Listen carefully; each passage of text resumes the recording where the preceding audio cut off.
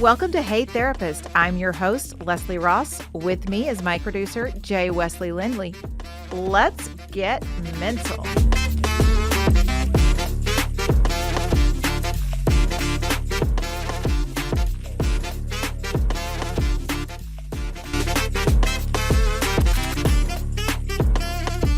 Hello, everyone, and welcome to Hey Therapist. I've decided we're starting season 2. So I've decided each new year is going to be a new season. I don't know about episodes. So this season will have way more than the first season, but it's okay. I'm sick of keeping up with numbers. So we're just going to go with season 2. This is the first one of season 2. So we'll go from there. We are back. It was a great holiday break, had fun with the family. Weather was decent, had another warm Christmas, which I would like a white Christmas, but we don't live there. So it's fine. We had good New Year's, had a good celebration, bringing in the New Year's with the family. So yeah, it's been a good break, and now we are back. Today, what we are going to talk about, because the list was released. I've been down the Epstein rabbit hole. And just trigger warning, throw it out there real quick.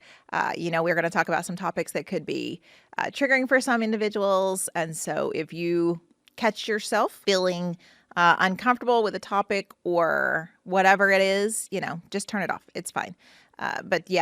We are going to talk about sexual situations, inappropriate things with minors, all of that. I'll be real honest. I didn't pay much attention to it back when all of this started, I guess it all actually started in the late 90s, but 2008, 2018, when he went to jail, all of those things, I didn't pay much attention to it until the big list. Now the transcripts are coming out, the depositions, all of those things. And boy, they are interesting. And I am on, there's like 900 pages of it, by the way. And I've read through, I'm barely a quarter of it, I'm sure. Maybe not even a quarter of it. Looking at names and seeing all these lists come out. And I do want to say this about the people that are saying, well, his name is mentioned, this name is mentioned, that name is mentioned. And this is probably the only good thing I will say about Epstein or Ghislaine is they did do a lot of contribution things. They did do some great fundraising things. And yes, it was all a mask and it was all to hide all the terrible things they were doing. But some people that were on those lists and were mentioned on the flight logs and were mentioned in those things, the girls who have reported out never mentioned anything about them being inappropriate, saying that on certain trips, nothing happened. There was no abuse, and they were hoping that that was the time that the abuse was over, that they had gone on a trip and nothing happened. They didn't have to service anyone. They didn't have to do anything.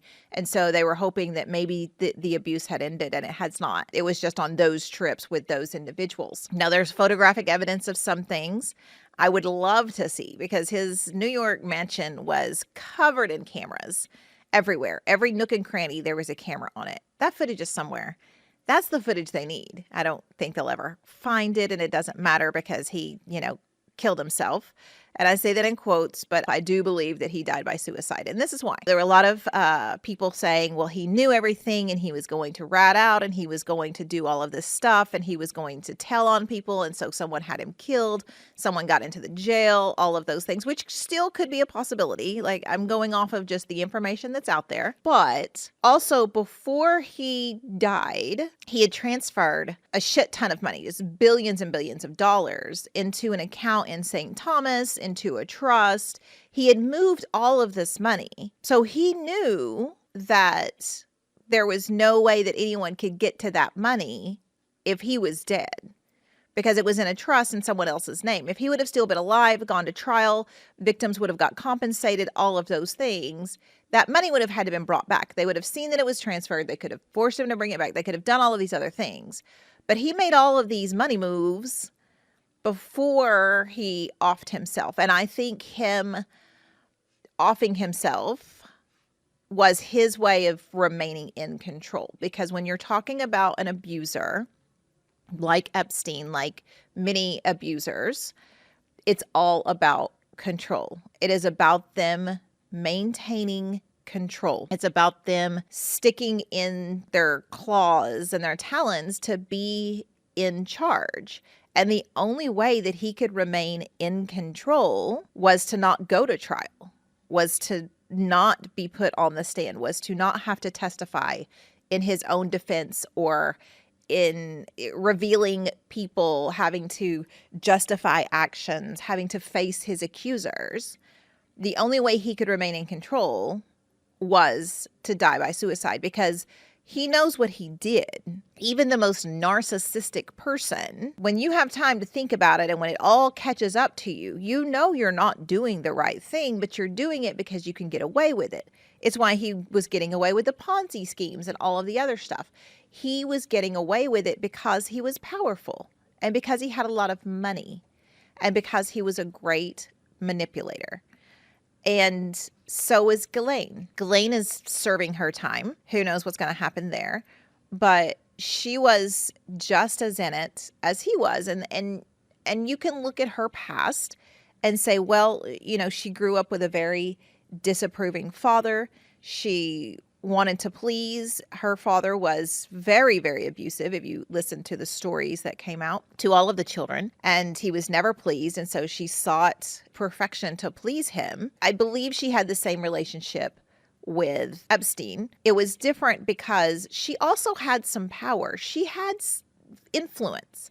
Her father was an influential man, and so was she. She was very polished. She hobnobbed with royalty, literally. She was in those circles. So she was able to provide for him something. If she would have been able to provide that, he wouldn't have kept her around, because he is a man who kept people around because he needed something, which is what a lot of true narcissists do. And we hear that word a lot lately, which it's like ADHD was 10 years ago. Everyone's a narcissist. No, not everyone is a narcissist. There can be really shitty people who are really selfish that aren't true narcissists. Epstein was a true narcissist. He believed everything that came out of his own mouth. He believed he was above the law. He proved that he was above the law. He believed that he could have control and power and whatever he wanted. By truly believing that and having the financial ability, he was able to fulfill that. And a lot of the friend group that he had out in Palm Beach, one who used to be president, has the same mentality.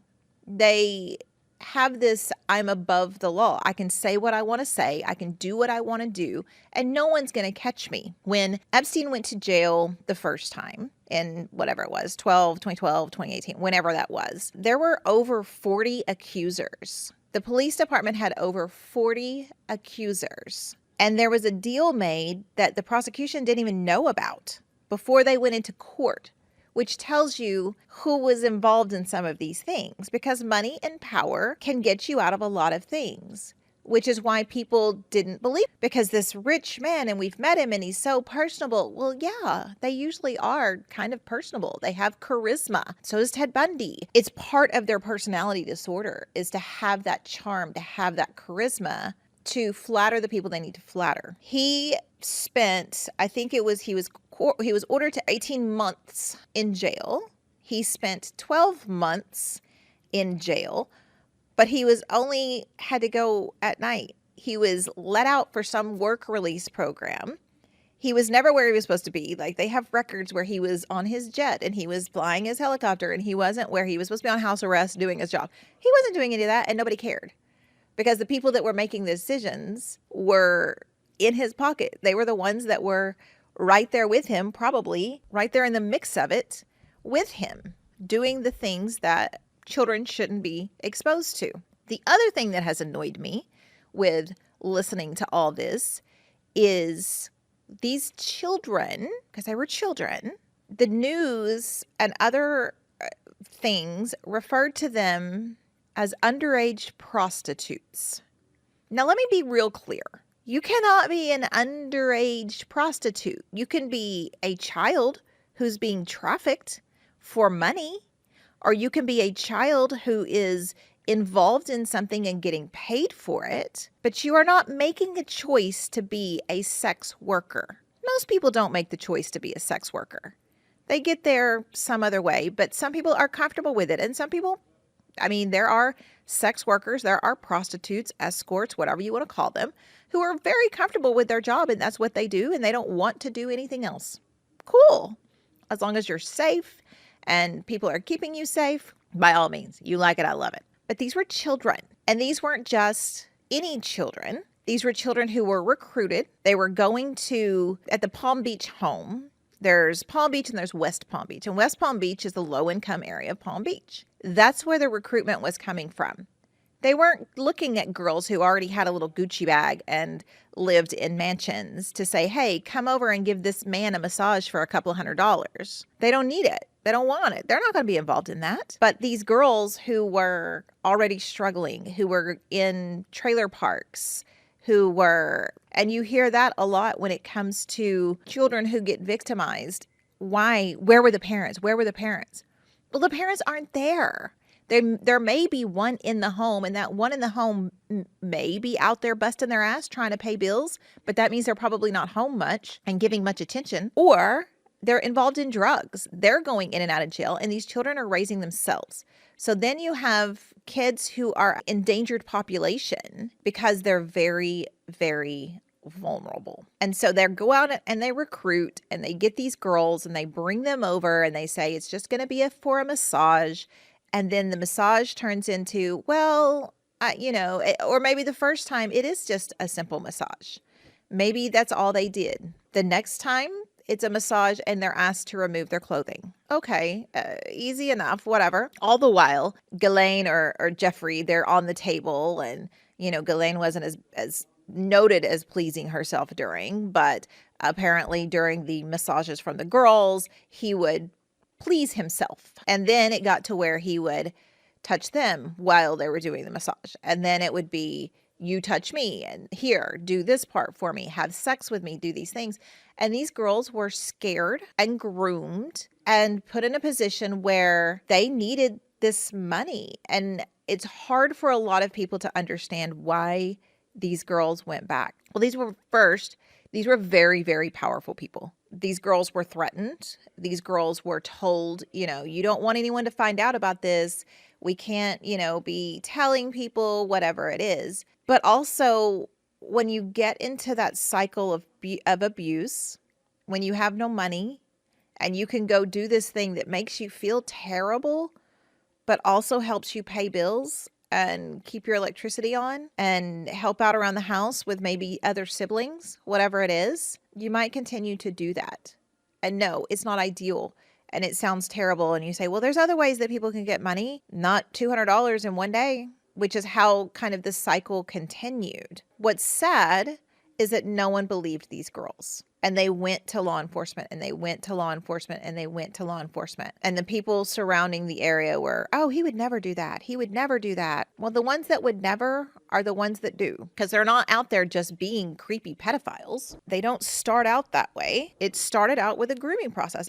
A lot of them would meet with Ghislaine 2 or 3 times before they were ever exposed to Jeffrey. So not only did maybe a friend recruit them in, and then they were taken to the home, and then Ghislaine was the one that they gave the massage to. So they have people that they trust within this circle, and they're living a life that they wouldn't normally live. They're going places they wouldn't normally get to go. It's very exciting, especially when you're 14, 15, 16, 17 years old. We're not talking about grown people here. We're talking about children who probably already had some abuse in their life. So they're kind of used to that. And now at least I'm getting to go these places. At least this is happening for me. They're going to set me up, and they would find whatever the person needs and they would target that. If you wanted to be a massage therapist, well, come learn how to do massages. We'll send you to massage school. If you wanted to go do this or that, they would make sure that you had opportunities to go do this or that. Now,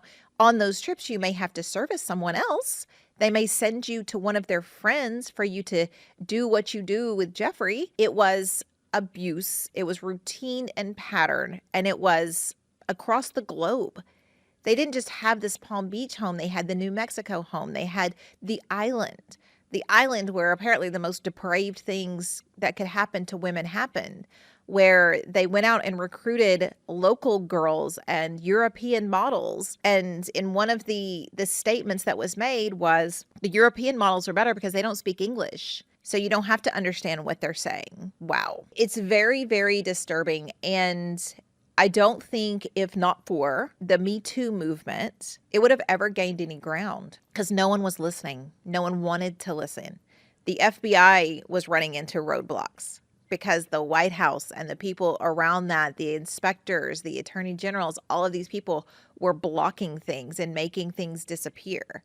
So it was very, very deep. And it just goes to show that money and power, you can get away with a whole lot of things, but it also tends to catch up with you. One of the things that came out of it, even though he killed himself before a lot of these girls could have truly their day in court, could face him again, could stand up to him. I think it's important that the judge that presided, even after his death, they still had the court hearing. The judge let the victim speak and he let their voice be heard. And that's the part that I think is so important, is to have your voice heard. These girls went years and years and they were trained to recruit other girls. And people say, oh my gosh, but how were they were taking their friends over there and exposing their friends. Yes, because if you could get recruitment status, if you were recruiting and getting people involved as well, then you didn't suffer as much abuse because you always had something new for him to play with, if you will. So we're talking about, again, we're pattern abuse. We're talking about people who were brainwashed by this man and they were told terrible things. If you tell law enforcement, I'm going to ruin your family. I'm going to expose some of these videos. I'm going to do all of these things that came along and comes along with most abuse that people suffer. It's not just, you don't have anybody to tell and I'm not worried about it, so here we go. It is one of those things that it's hard to tell, and most females are not believed when they first come out, especially children, especially if it's a upstanding person in the community. And I know we've talked about this before on the podcast, but all of the Epstein stuff has kind of got it back in the forefront of people's minds. And these girls were terrified. They didn't come from the best communities. Some of them had, promiscuity pictures on their social medias. Well, yeah, they were 16, 17-year-old girls. They're going to post cute pics of themselves. They're going to post things that make them look good, maybe in a swimsuit or whatever it is. Who cares? They're young girls, young, beautiful girls. He was hand-picking or having these other people hand-pick cute, blonde, skinny. That was his type. That's what everything says. They were finding these girls. So yes, those girls probably did post things. They probably have had, and some of them have admitted, and I would say more have than have admitted, as a history of sexual abuse before he ever got into the picture. And when you have a history of sexual abuse in childhood, it makes you a little more promiscuous. It makes you a little more outgoing with that because, and sometimes you go the other way and sometimes you don't want anything to do with it. But for a lot of people, it's the way that they were first, quote unquote, shown love, that someone cared about them enough or they loved them, which is what's usually told by the abuser. Is that this is love and I'm only doing it because I love you, but don't tell anyone because it's going to disrupt the family, whatever they're saying to these children to get them to go along and to get them to stay engaged in the abuse. A lot of times what we see is this grooming starts very, very young. And if you are someone who has dealt with sexual assault, first, let me say you did nothing to provoke it. You didn't ask for it. You didn't do anything wrong. You couldn't have said no. I'm just going to make that blanket statement. You couldn't have said no without putting yourself in harm or a family member in harm. Because remember, a lot of times that sexual assault happens, it's by someone you know. It's almost by someone close to the family. when we're talking about children. In adulthood, it's a little different. It can be domestic violence. It can be date rape. There's a lot of things that can happen in an adult situation. But when we're talking about under the age of 18, when we're children, when we're not, we don't have fully developed brains, that first intimacy, whatever it is, however it comes about, sticks with you, and you want to make it make sense. So you justify it. You make it your own fault. You blame yourself for it. I should have done this. If I wouldn't have done that. No, you are not responsible for a terrible human doing something terrible to you. Period. There's just nothing else I can say about that. You didn't do anything. You weren't, even if you were a cute 16-year-old, 15-year-old, 14-year-old, maybe you developed early, maybe you like to wear a swimsuit that was a two-piece. That is not an open opportunity for an adult man to have his way with you, or woman to have their way with you, for your body to be violated without your choice. It's just not the way it works. I want everyone to understand that you have agency over your body. You have the ability to tell people no, to stop what's going on. If you're a child, which if you're a child, you're probably not listening to this, but for those parents of children, I want you to let your child have agency over their own body. It's so important to let your child have agency over their own body. You grow up, and most parents, not all, most parents teach about, our private parts, our no-no squares. Like, these are places that no one can touch you except mommy and, daddy and doctors. Like, that's kind of what people kind of teach their children, that no one gets to touch you there. You shouldn't expose that in public. It's not for everyone's view. I think in the U.S. we go a little far on body, restriction. Because it does make it a little more prudish. U.S. culture. If you go to European culture, they're more free with their bodies. To see a woman in a thong at a beach is not a big deal. It shouldn't be a big deal. But what happens in the U.S. is we sexualize that. In a lot of other countries, it's not sexualized. It's not blurred out on the TV. So children in some other countries grow up with it not being a big deal. So it's not restrictive. The perverts of the world are going to be the perverts of the world. If they see it, and it's going to excite them, and there's nothing you can do about that. But for a normal person, someone wearing a thong should not be a big deal. Someone in a low-cut top should not be a big deal. And a lot of other countries, it's not, because it never is.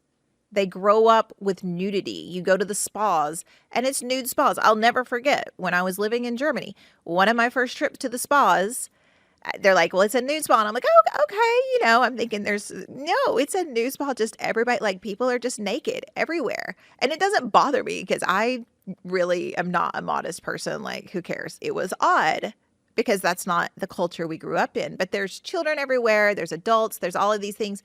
And in that case where they're probably perverts somewhere looking inappropriately, sure. But for the most part, it's not like, oh, they're naked. Because they're used to it. It's part of their culture. It's part of what they grew up with.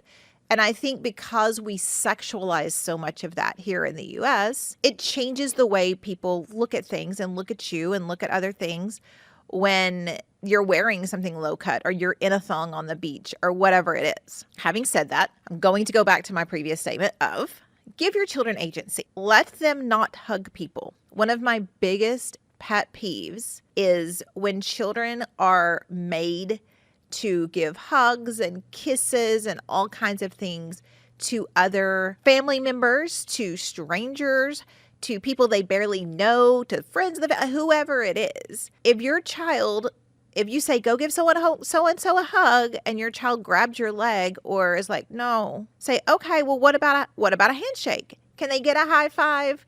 Can they get a wave? You give your child agency, because what happens, and this is just a generic statement, but it's how it happens, is a lot of children who are sexually abused or get sexually abused later in life are forced to not have agency of their body. They're told to hug all the people. They have to give kisses to all of these people. They have to go sit on so-and-so's lap. They have to do, if you have a family member who's insisting all the children sit on their lap, probably don't let your kids sit on that guy's lap or girls. That's creepy. They're not Santa. And even Santa, let's talk about Santa. We're past Santa right now, but we're going to come back around to Santa. If your kid does not want to go sit on this stranger, this big, large, furry, bearded stranger's lap, let's not make them. Let them stand next to him.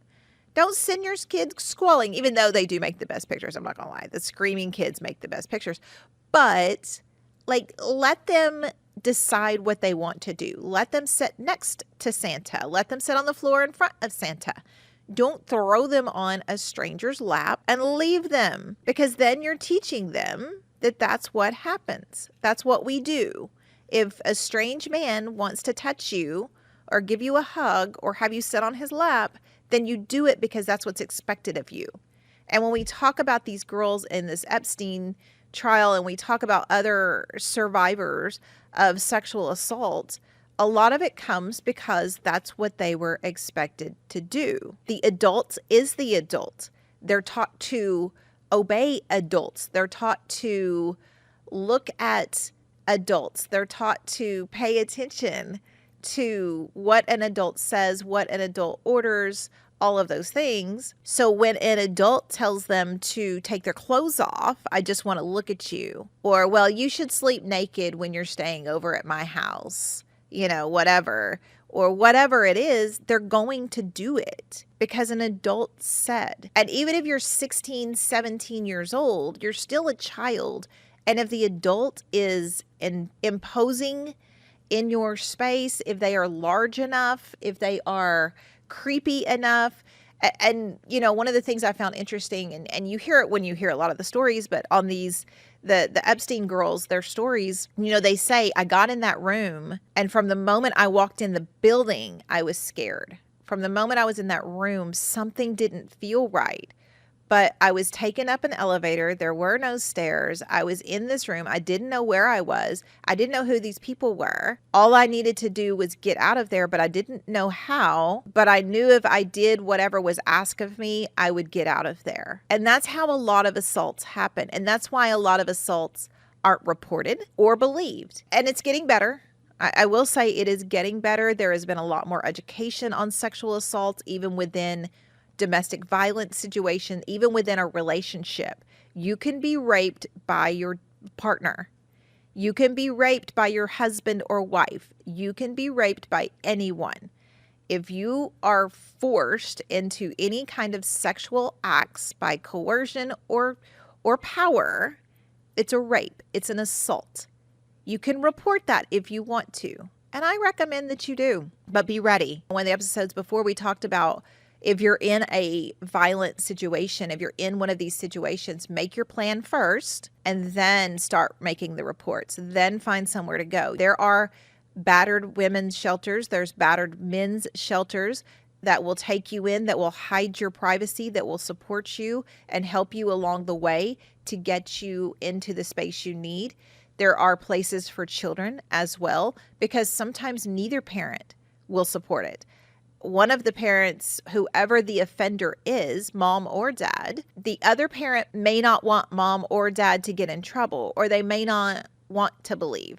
Because I don't think there's a time where they just absolutely don't believe. They'll say they don't believe and they'll say they're making it up, but I feel like that person knows who they are. But that other spouse may be scared too. They're probably being abused as well. So there are places you can go. If you are a young person, even in college or high school, middle school, wherever, if you hear my voice, which you probably not listening to me, but you might be. And if you are, and if something has happened to you, if someone has done something to you, you get to report that. Nothing may ever come of it, which is the unfortunate side effect of our systems and the way the law is set up. You may be blamed. There's a lot of victim blaming. There's a lot of, well, why were you there? Well, why did you do it? Why did you go along with it? Why didn't you say no? Because I was terrified. Because saying no wouldn't have done me any good. Because it was going to happen anyway. So me going along with it, even though I did not want to, is not giving someone permission. It's not compliance. It's fear. It's fight, flight, freeze. I'm going to freeze. I'm going to get through this. I'm going to survive. I'm going to get the fuck out of here. And that's where a lot of, especially later in life, assaults happen with college girls. I worked with a lot of sorority girls in my private practice who had been sexually assaulted at fraternity parties or by dates. And these people were, again, these boys may be upstanding. They're in this fraternity. They've got money. They've got all these other things. They go and report it. Some officer, I had one tell me one time that the officer was just like, well, that's just what happens at these parties. You should know better. Like, the fuck? No. I should be able to walk through a room naked and not be assaulted. I realize that's a roll of the dice, but I should be able to walk through a room naked and not be sexually assaulted. I mean, I've been at bars and had my boobs grabbed, my crotch grabbed, my ass slapped, all of these things. Usually I will confront the person, but there was a time that I wouldn't, that I would just be like, oh my God, that just happened. Like, just keep moving, just keep moving. Don't make eye contact, don't react, because you don't want them to know that you're scared, because a lot of people do prey on that. And if you don't react, or if you, that's, nah, you blow it off, they may take that as an opening to continue to try to be an abuser, to try to harm you in some way. It really goes back to having that agency, to being able to say no. And that starts at a very, very young age. When you can have permission to say no, when you have parental support, family support, to say, no, I don't want to hug that guy. I don't want to hug Aunt so-and-so. I don't like it when they give me kisses. Oh, it's just how they are. You are teaching your children to give permission, to allow things to happen to them. And I know there's some parents out there right now rolling their eyes thinking that is so dumb. That's not how it works. And it's not how it works for everyone, but everyone's brain is different, and everyone's trauma is different, and everyone's processing is different. And even if they've never had any trauma, if you have an uncle, an aunt, a grandpa, whatever they are to you, a family friend who comes over and always wants to hug on your children and wants them to sit on their lap and wants them to do all of these other things, that's weird. It's weird. And it's weird to make your child do that if they're not comfortable with it. That's grooming behavior is what that is. It's grooming behavior. And even if they never violate them, you're setting your child up to believe that when an adult asks you to do something with your body, even if you're not comfortable with it, you do it. That's how it works. It's how children learn to accept sexual assault. They learn how to disassociate from their body at a very young age. And so when it happens again, they say, oh, this person is violating me and this has turned sexual, and I guess I should have just known. I should have known. That's how it works. And that's terrible. And it's a terrible way to have to think. And it's a terrible thing for people to have to endure, is to believe that, well, I put myself in this situation, so I have to power through it. And I can honestly say, maybe in all of the women that I know well enough, I would say there's probably maybe 2 that have never been sexually assaulted by a stranger. I think they probably were assaulted by spouses, but they may not look at it that way, just to justify it in their own brains. It's happened to just about every woman. And if a woman tells you, oh, no, that's never happened to me, I've never gone along with anything, or I've never it's because they don't trust you enough to tell you. Because it's probably happened. And they may not even think about it as an assault. Maybe they went on a date with someone and then they invited them in just to maybe make out on the couch or something. And the man pressured and pressured, or the woman pressured. Women can be perpetrators too. For the most part, it is men, because they are stronger. They can overpower you, and they can pressure you and pressure you and pressure you. And at a certain point, you may say, fine, okay, fine. Because you're scared if you don't do it. You're scared if you say no. You're scared if you try to get them to leave your house. And it could be someone you know. I'm not talking about first dates. It could be someone you've gone out with a few times. And now their expectation is that you are going to have sex with them. That may have not been in your plan. And maybe you've even talked about it. But once they get in there, their theory is, well, I can talk you into it. And so you may go along with it. You may let them do whatever they do, and then they leave, and then you can not answer their calls. Then you can blow them off. Then you can stop talking to them. But for that evening, you're just trying to get through it. And it's a very scary feeling. And then you feel dirty and you feel guilty and you beat yourself up about it. But what were you supposed to do? Because you have someone there that you may have had a conversation with about not having sex yet. Maybe not. But you said no. Hey, I'm not comfortable with that. Hey, I don't want to do that. I can't tell you, and it's kind of a high school thing and a college, when things are new. How many men will take a woman's hand and put it on their penis? I know where it is, bro. You don't have to put my hand there. If I wanted to touch it, I would. But they'll take your hand and put it there and then look at y'all like, yeah, you feel that? You did that to me. Okay, cool. I don't have to do anything with it because we're dating and this is an option for me. And if I want to, I will. But if I don't, I shouldn't have to. I shouldn't feel forced to. I shouldn't feel coerced to. And a lot of times that's what happens, especially when we're talking about children. And even middle school, high school kids, early college, they're still children. They may be 18. They may be old enough to vote, but they don't have a fully developed brain. They may not have ever experienced any kind of intimacy or romance.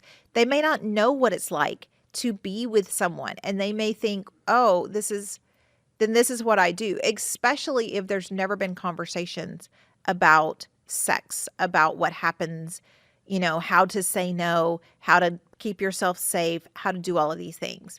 A lot of people never have any conversations about sex with their children, about appropriate touch, about situational awareness, all of these things. All of this is something you need to teach your children. You need to train your children. You need to stop posting naked pictures of your children on Facebook and Instagram and all of these things unless you have your page locked down completely to a very certain small number of family members who, by the way, still could be creepy or taking your pictures and selling them. Don't put naked pictures of your kids online. I know you think they're cute and that's fine. Keep them for your own photo albums. Use them to punish them for birthdays, whatever. But you don't know within your friends list, even if you know everyone personally, which most of us don't when it comes to social media, there's probably someone in your list that's looking at your child and finding them attractive. Just saying. It's creepy to think about, but it's the reality of the world. John Keone didn't have a whole job buying people pizza and surprising them in a kitchen for no reason. There are creepy predators out there that are preying on your children.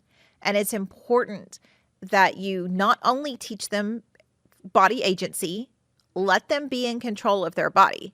Now, we all know what I'm saying. I'm not saying if you're trying to, get them dressed or get them out of the road and they say, no, I don't want to move. My body, my choice. Come on.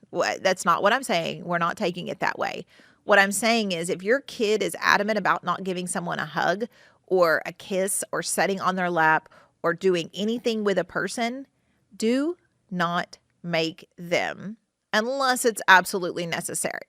Now, if a doctor needs to examine your child, which means they need to touch them, fine. That's probably going to be appropriate touch with you in the room. We've heard stories of doctors abusing children and things too. But, you're probably not going to leave your kid in the room alone to be violated by a doctor. So I'm not saying that. If everyone's saying bye and they're hiding behind your leg and you're trying to force them or forcing them through tears to go give someone a hug because it might hurt their feelings, what did you just teach your kid?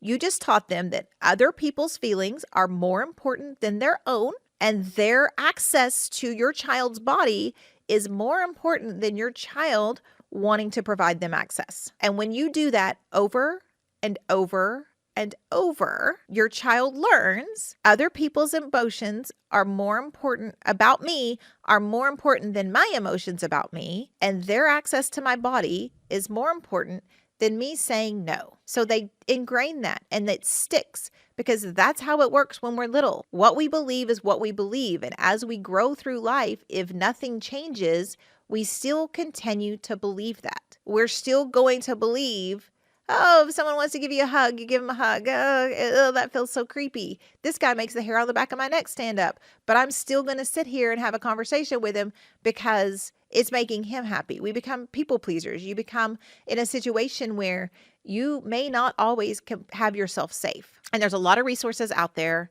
The RAINN organization is one of the best, RAINN.org.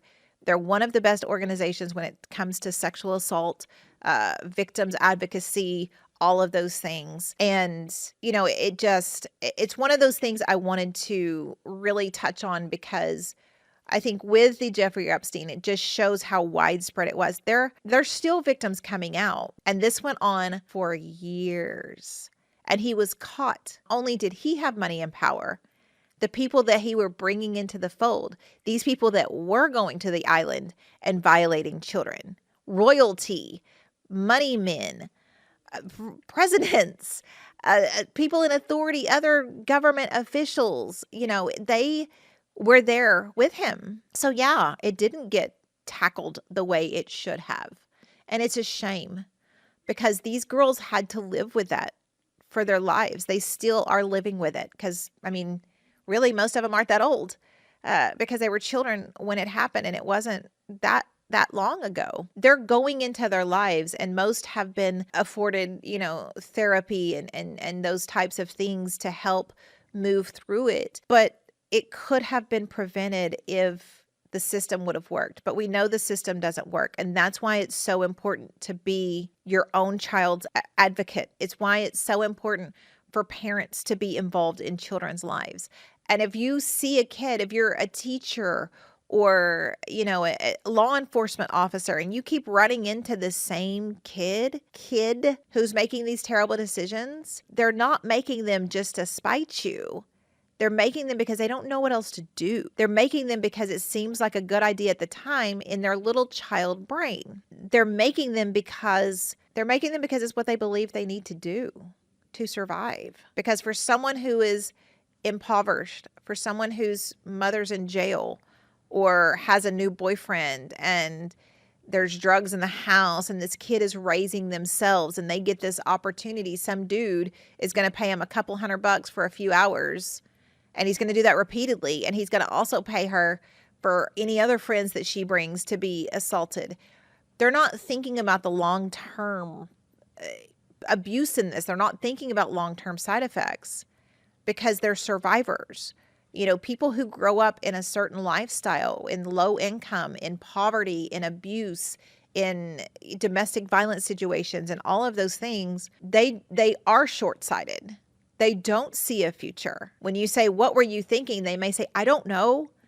And it's because they don't, because they're surviving. And every day is survival and it's one day at a time. It's one of those things. And I wanted to talk about the parents' responsibilities here. Let that child have agency over their own body.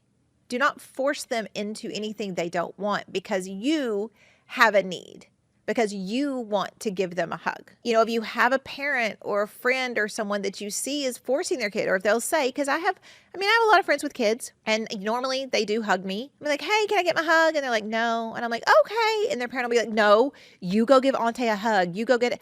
No, you don't. You don't want to give me a hug today. And that is perfectly fine with me. I'm going to go and maybe next time I'll get a hug. But until then, I'll just take a wave and I'll see you later.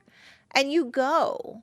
We do not force children, our children, other people's children, anyone's children. And I'm going from 4 to 18 to give people's hugs, to make them be affectionate when they aren't comfortable with it. Because we're changing our brain. We're changing what we believe about ourselves. We're changing our own self-worth. And when our self-worth goes away at a very, very young age, it makes it way easier for other people to abuse us. It makes it way easier for other people to be abusive. And it makes it way easier for a person with no self-worth, no self-agency to be in an abusive relationship with someone, to be sexually assaulted, for that to be their personality for a while. If a child is abused as a child, sexually, otherwise, whatever, then they do become more of a people pleaser. They do become someone who is so afraid to tick someone off. They may not tell them no. They may not say no. And it's so important that when you see that, maybe your child's personality has shifted. Maybe they are allowing more things than they normally would. Maybe they're hanging out with people they normally wouldn't hang out with. Whatever it is, you see a shift. Their grades are dropping. You have a kid in school who was a straight A student, involved in all the things, and then they're involved in nothing. What happened to that kid? They didn't just get into teenage angst and decide to dumpster fire their world. Something happened. Find out. Take the time. Ask the questions. Because that is what that child needs. That child needs someone to be their voice. That child needs someone to be their advocate. And that child needs someone who's going to speak up for them. And most importantly, believe them. Just believe them. A lot of times when assault is reported, any kind of assault or abuse, it's not believed. There's say it didn't happen that way, or you must have understood that wrong, or whatever it is. And then they may never report again. So the abuse continues, whatever's happening goes on. So it's important to believe them until you know either factually that it's true or factually that it's not. And if it's a he said, she said, but whoever was being abused has a lot more information and details that otherwise they wouldn't have, maybe believe that person. Because abusers are liars. Narcissists are liars. They're going to spin the story where they are the victim. They are going to make you believe that it was your fault. And it's not. It's not. I don't care what situation you put yourself in. To be assaulted is not your fault. And if you have been, there are ways to report it. Local law enforcement, higher up law enforcement. There are state agencies. There are advocacy centers. There are websites. There are all kinds of things that connect you to people who can help you get the resources you need to make the reports that you need to make and to protect someone else. If not for yourself, this person that is abusing you or has abused other people will probably continue to do that until they are stopped. And sometimes that could be your report. And you can't wait for someone else to report it. You can't be like, well, somebody else must have reported it. No, because they're thinking the same way that you are. They're afraid. They're afraid to report it. They're afraid to mention it. They're afraid of any of that. So report it. Find someone you can trust, which may not be a family member, but someone you can trust that you can tell that can help you get the resources that you need. And that, I know this was a heavy, heavy episode, and I'm sorry I don't have anything light to mix up in there. It's just one of those things that's just been weighing on my mind because this is something that happens all the time, every day in all the countries, and no one is speaking up for them, and no one may not be believing them, but it's important to believe them, to help them, and to support them. With that, I think that's all I have for today. Be sure if you have any questions or comments, you jump on the website, heytherapist.com. You can shoot an email from there. You can fill out the form and ask any questions. I would love to start answering questions, doing situational type things as we proceed into this new season, this new year. It's going to be a great year. I've decided, even though it's been weird already and we're barely through January, but it's a new year for us. Be mindful, be grateful, move forward on your dreams. Life is short. Life is short, so let's do what we can to be happy when we can. And yeah, that's it. I'll see you next week.